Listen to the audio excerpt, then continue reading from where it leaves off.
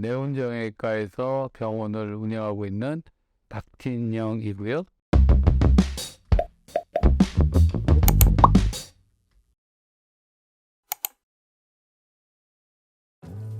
일단 옆에서 의사를 도와주는 과는 하고 싶었지가 않았고, 내과계를 보니까 주로 만성질환이 많아서 환자분들이 좋아져도 아주 쾌유가 되는 건 참 어려운 것 같더라고요. 그리고 일반외과도 암 수술이 많았고, 그런데 정형외과를 갔더니 병동 분위기가 아주 밝아요. 자기들이 치료를 하고 나면 거의 정상에 가깝게 돼서 돌아가고 다시 일상생활을 할 수 있고, 내과계는 삶의 양을 결정을 한다 그러면 정형외과는 삶의 환자들의 질을 치료해 줄 수 있는 과거든요. 환자들이 만족하는 분야를 하고 싶어서 정형외과를 먼저 택하게 됐고, 그 당시에 처음으로 우리나라에서 이제 어깨 분야가 시작이 됐거든요. 거기에 저도 같이 시류를 타서 시작을 된 거죠.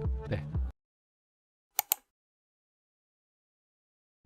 제가 알고 있는 지식하고 제가 환자로부터 배우는 지식을 혼자만 갖고 있는 것보다는 모든 사람이 공유해야 된다는 마음이 컸습니다. 왜냐하면 제가 알고 있는 방법을 저만 사용하는 게 아니고 여러분들이 같이 써야 우리나라가 발전하고 세계적으로 발전을 할 거고, 학교에서 이런 적이 있었어요. 이제 저희가 이제 수술 시연도 많이 보여주고 수술 테크닉도 얘기해주고 그거에 대한 결과에 대한 논문도 쓰고 하면, 교수님 뭐 이렇게 하시고 나면 선생님은 무슨 환자를 보세요? 다 똑같이 이제 오픈되니까 데이터가, 아니면 아이디어들이 그 다음 것도 하면 되죠. 그거 하고 나면 그 다음 것도 개발해서 또 하고, 그렇게까지 지금 살고 있고요. 지금 제일 중요한 건 그와 같이 사는 방법이 제가 생각하기에는 맞았다고 생각을 하고, 저하고 같이 공부하시고 저한테 배우려고 오시는 분들도 그런 생각들이 있어서 같이 하는 게 아닌가, 그런 생각을 합니다.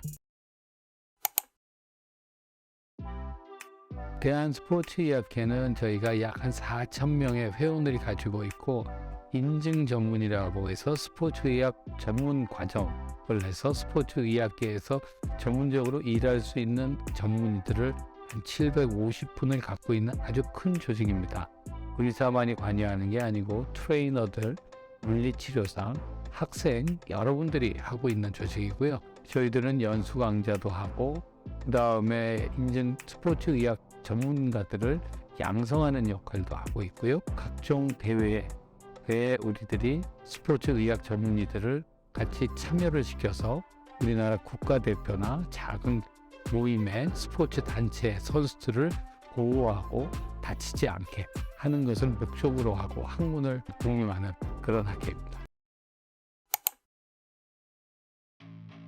스포츠 의학은 우리나라는 거의 최고의 지점에 와 있다고 생각을 합니다. 보통 IOC를 얘기를 드릴게요. 이제 스포츠는 프로하고 아마추어 단체가 있는데, 그 아마추어 단체의 가장 최고봉은 이제 올림픽이잖아요. 올림픽 단체를 얘기하면 올림픽의 의무위원은 역대로 한국 사람들과 유럽 사람들이 거의 모든 것을 차지하고 있었거든요. 거기에 한국의 스포츠 의학에 대한 높은 그 레벨을 이해를 하고, 우리가 이번에 그 위원회에 선생님이 들어가게 됐어요. 그 정도로 유럽이나 미국에서 잘 알고 있고요.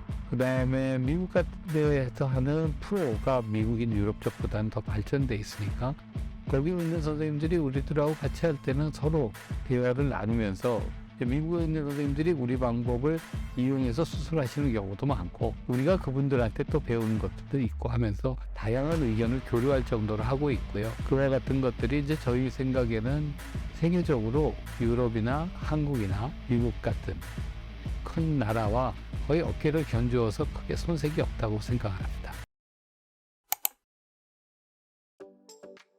제가 제일 기억에 남는 선수는 지금도 야구를 하고 있는 오승환 선수입니다.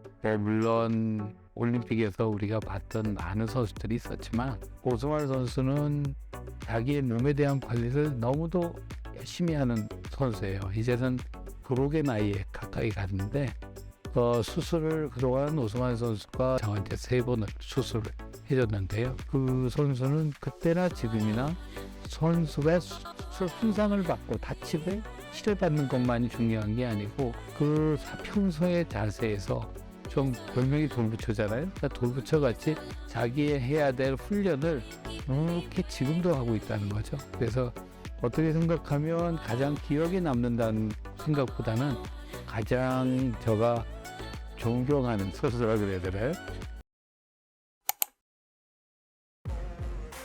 최민호 선수가 금메달 받을 때 현장에도 있어봤고 뭐 여러 금메달 양금도 있고 있었는데요. 제일 기억에 남는 건 뭐니 해도 지금은 없어진 그 올림픽의 야구에서 결승전이겠죠. 결승전에서 강민호 선수가 마지막에 글러브를 던지고 날 때 야, 이 난국을 어떻게 나가고 상대방 팀에서는 성수를 뿌린다고 생수를 자 그라운드에다 뿌리고 막 그랬을 때 우리가 역전승을 당할 뻔, 역전패를 당할 뻔한 것을 지키고 우승하는 그 순간, 그게 저한테는 인생에서 가장 큰 기억에 남는 순간이 아닐까 싶습니다.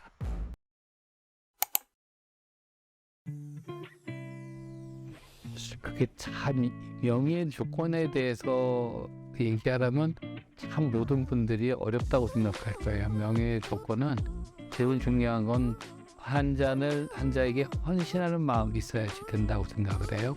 왜냐하면 환자가 얘기하는 걸 들어주고 그 들어준 얘기에서 뭐가 힘든지를 저희가 찾아서 그 찾은 거를 고쳐드리고 그 고쳐드린 거를 데이터화해서 그거를 다시 환자들과 공유하고 동료 의사들과 공유를 하는 것이 명의가 되는데 가장 좋은 조건 중에 하나나 생각하고, 또 하나는 하시는 게 언제나 그 꾸준히 하셔야 돼요.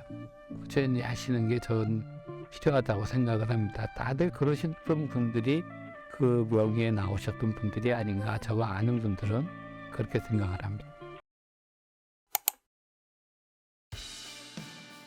네, 2016년도 제주도에서 했었고요.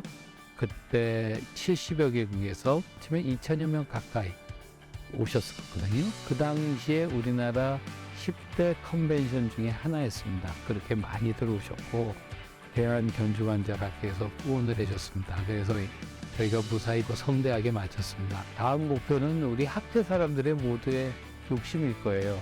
우리가 미국 학회를 하면 우리 한국이나 모든 나라에서 와서 학회에 가가지고 발표하려고 노력을 하거든요. 유럽 학회에 가면 유럽 학회에 가가지고 그 모두를 발표하고 자기의 그 업적을 얘기해주고 싶어 하는데, 이제 우리나라 학회에 전 세계 사람들이 와서 했으면 싶어요. 제 그런 날이 멀지 않았고 벌써 몇 년 전부터 우리나라 대한견주환자학회도 이거를 모든 논문 발표를 영문으로 하고 대한정형외과 학회도 마찬가지고요. 영문으로 발표해서 외국인들이 와서 우리나라 학회에 왔을 때 아무런 지장이 없도록 하고 편의시설을 제공을 하고 국가 경제력이 바탕이 계속 되는 데 한해서 우리 학회가 세계적인 학회가 되는 게 저희들의 다음 목표가 아닌가 했습니다. 지금까지 스포츠의학회를 맡고 있는 박진혁이었습니다. 감사합니다.